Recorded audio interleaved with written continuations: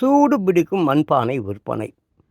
சென்னையில் வெயிலின் தாக்கம் அதிகரிக்க தொடங்கி இருக்கும் சூழலில் ஏழைகளின் ஃப்ரிட்ஜ் எனப்படும் மண்பானைகள் விற்பனையும் மும்முரமாக நடந்து வருகிறது.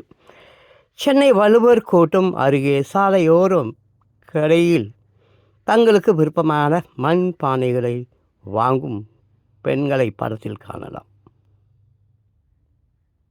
கயத்தாறு கோவிலில் புகுந்து நகை கொள்ளை. புதிதாக வாங்கிய மணியையும் மர்ம நபர்கள் தூக்கிச் சென்றனர்.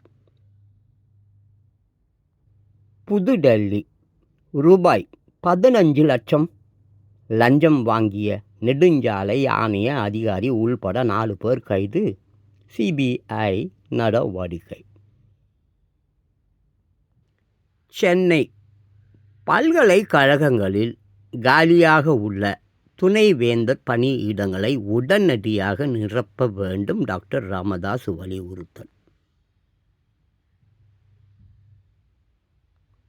கண்ணூர் பாஜனதா தொண்டர் கொலை வழக்கில் 8 பேருக்கு ஆயுள் தண்டனை. கேரள கோர்ட் தீர்ப்பு.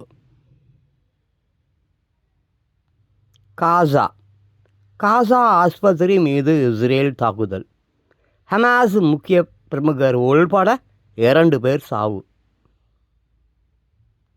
மும்பை ஐஐடிக்குள் முதலை புகுந்ததால் பரபரப்பு.